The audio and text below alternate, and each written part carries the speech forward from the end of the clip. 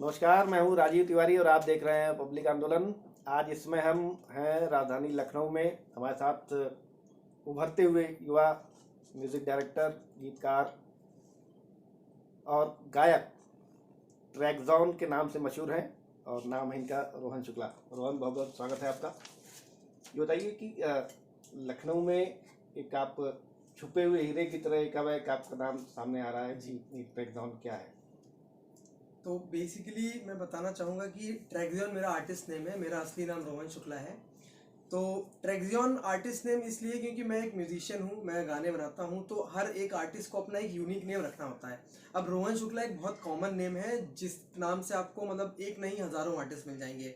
तो एक आइडेंटिटी बनाने के लिए, उस नाम की एक पर्टिकुलर आइडेंटिटी बनाने के लिए आर्टिस्ट को एक ऐसा नाम रखना होता है जिससे लोग याद रखें और इजीली वो मतलब रिमेम्बरेबल हो और साथ में हर जगह वो मतलब मिल जाए आपको। तो मैंने यही सोच करके अपना नाम रखा ट्रैकजियन, जिसे हम आसानी से प्रचलित भी कर सकते हैं और गूगल पे वो आराम से मिल भी जाता है। लखनऊ में कोई आए तो ट्रैकजॉन को ढूंढते हुए सीधे ही आ जी जाएगा आपके जी पास। जी जी ये बताइए, आप का वो जो गाना है तेरी कमी, जी ये बहुत हिट हुआ है जी। ये गाने में मतलब ऐसा क्या रहा जो उसको जो है ये गाना, इस गाने के कैसे पीछे लोगों को जी, पसंद आया? इस गाने के पीछे एक स्टोरी है। ये गाना 2020 में मैंने बनाया था जब लॉकडाउन चल रहा था। तो मुझे भी कोविड हो रखा था उस टाइम पे। तो मैं यहीं ऊपर इसी कमरे में था और अकेले था। तो मैंने वो गाना तब बनाया था, कंपोज भी किया था खुद ही और लिखा मेरे दोस्त किंग एपी ने था। और वो गाना लिखने के बाद जब मैंने उसे कंपोज किया तो मैंने जो उस गाने में स्टोरी दिखाई गई है वो एक्चुअली उस स्टोरी पे वो गाना नहीं था। वो गाना था कि जो कोविड में लोगों ने खोया है अपने लोगों को, उनके लिए वो गाना था कि मतलब तेरी कमी। पर बाद में जब हम इस गाने को लेबल के पास लेके गए तो उन्होंने वो स्टोरी से डाइवर्ट करके गाना लव स्टोरी की तरफ में एक एंगल दे दिया डायरेक्टर की डिमांड पे। तो उनको भी गाना काफ़ी पसंद आया था। तो डायरेक्टर ने एक नई स्टोरी रेडी की जिसमें दिखाया गया कि एक लड़का है, एक लड़की है और लड़का जो है उस लड़की छोड़ के चली गई है, जैसा कि वीडियो में आप देख सकते हैं। तो वहाँ पे वो वीडियो शूट होकर के फिर वो गाना काफ़ी ज़्यादा ही वायरल हो गया और अभी उसको 1.5 करोड़ से ज़्यादा देखा गया है वो। जी जी। जिससे ये बताइए, लगभग आपके 100 के करीब जी प्रोडक्शन के जी रूप में जी आ चुके हैं, अलग अलग भूमिकाओं में आपके। जी। कौन सा गाना इस तेरी कमी के अलावा या सिर्फ यही, कौन सा गाना आपको ज्यादा टच किया जिसपे आपको काम करने में मजा आया? मुझे अगर मैं बोलूँ सही, तेरी कमी के अलावा मुझे जो सबसे अच्छा गाना लगा है वो मेरा शंभू है, जिसका अभी ऑफिशियल वीडियो नहीं निकला है। बट हाँ, वो ग्रूव नेक्सस रिकॉर्ड्स में अवेलेबल है और उसका लिरिकल वीडियो अवेलेबल है। वो एक डिवोशनल गीत है जिसे मैंने और मेरे एक मित्र ने कंपोज किया था, आदित्य ने, और लिखा दीपक बच्चन ने है। म्यूजिक मैंने और मेरे एक सर है मुकुल सर, हम दोनों ने मिलकर बनाई थी और गाया मैंने था उसे। वो गाना मुझे आज भी बहुत अच्छा लगता है और जब भी मुझे कोई टेंशन होती है या कुछ होता है मैं वो गाना जरूर सुनता हूँ। हमारे दर्शकों के लिए एक शंभू की दो जी। लाइनें हो गई। नाम से जिसके, हाँ जिसके चलती ये पवन, नाम से जिसके, हाँ जिसके झूमे ये गगन, नाम से जिसके, हाँ जिसके हुआ मैं मगन, नाम से जिसके, हाँ जिसके हुआ मैं मगन, शंभू सबका तू। वाह। धन्यवाद।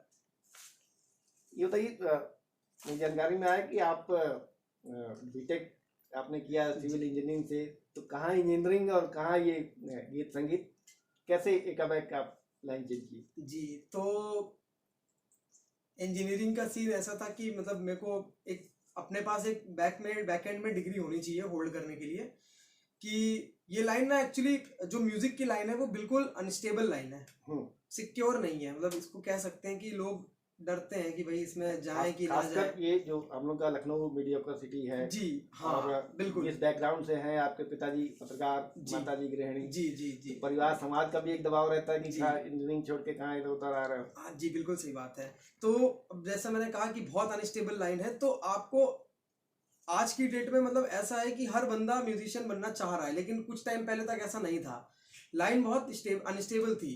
तो क्या होता था, आपको अपनी मार्केट बनाने के लिए बहुत ज़्यादा मेहनत करनी पड़ती थी। तो एक मैंने सोचा कि भाई 2011 में जब मैंने शुरू किया था म्यूजिक प्रोडक्शन, तो उस टाइम पे इतने रिसोर्सेज नहीं थे, ऑनलाइन भी नहीं थे और ऑफलाइन भी यहाँ नहीं थे, लखनऊ में तो नहीं थे। जो भी रिसोर्सेज थे वो आपके मुंबई में थे या पुणे में थे या दिल्ली में थे या फिर चंडीगढ़ साइड में, इसके अलावा और कहीं रिसोर्सेज नहीं थे।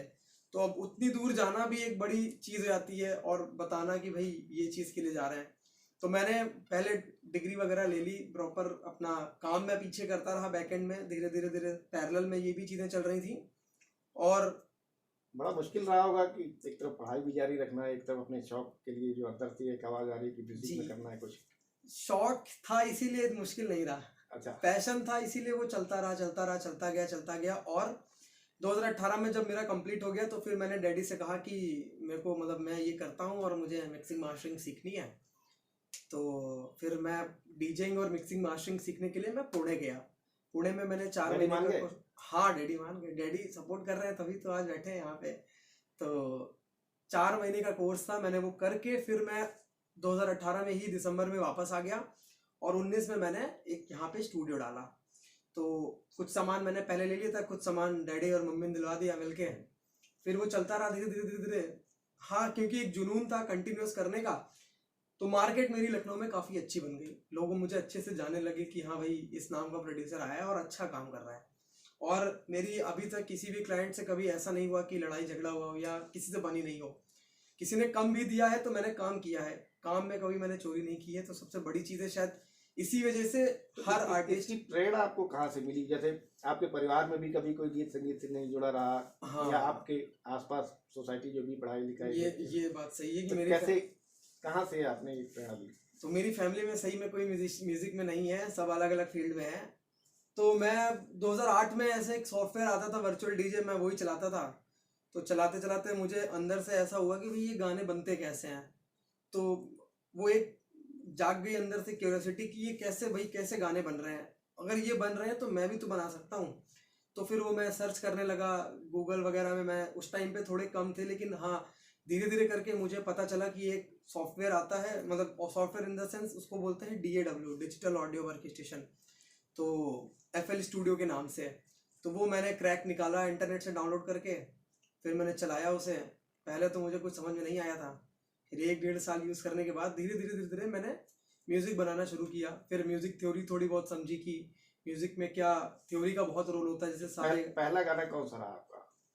पहला गाना वो गाना नहीं था एक्चुअली वो गाना था ही नहीं, वो था टेस्ट। जो हम लोग ट्रायल नहीं करते हैं कि कुछ भी हम बना रहे हैं बैठ के, जो समझ में नहीं आ रहा, बस एक पैटर्न समझने के लिए हम ट्राई करते थे। फिर पहला जो मैंने सबसे पहला जो कमर्शियल ट्रैक बनाया था वो था पुरानी बातें। वो मैंने अपने दोस्त किंग AP के साथ मिलकर बनाया था, जो ओरिजिनल ट्रैक था मेरा पुरानी बातें।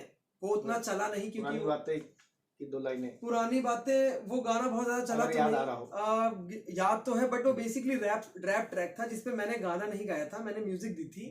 गाया किंग AP ने था, मेरे दोस्त, और उसने ही लिखा था। तो वो रैप सॉन्ग है, तो मैं रैपर तो नहीं हूँ, तो वो मैं थोड़ा सुना नहीं पाऊंगा। बट उसके अलावा अगर मैं और जो ट्रैक्स हैं जो मैंने बाद में निकाले हैं, तो वो मुझे जो मैंने गाए हैं वो तो मुझे बहुत अच्छे से याद है। उसके अलावा फिर जब एक गाना जो आपको पसंद आता हो शंभू के अलावा? शंभू के अलावा जो मुझे अच्छा गाना लगता है तो तेरी कमी तो भी बहुत अच्छा गाना है मेरा, सबसे अच्छा है।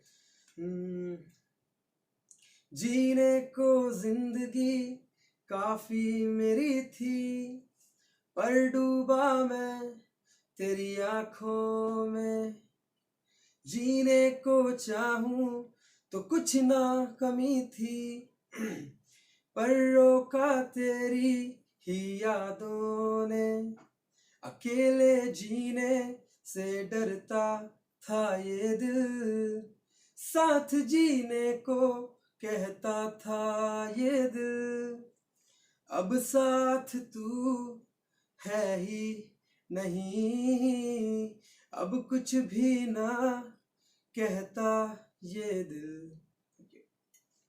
बताइए, आजकल रियलिटी शोज बहुत चल रहे हैं, तो हम लोग नए लोगों को प्रतिभाओं को मौका मिल रहा है जी, तो कभी उस नहीं गए? हाँ, मैं रियलिटी शोज में मैंने कभी पार्टिसिपेट भी नहीं किया और मेरा मानना है कि मैं करूँगा भी नहीं आगे, क्योंकि मुझे रियलिटी शोज का फंडामेंटल समझ में नहीं आता है। वो दिखते कुछ हैं, होते कुछ हैं।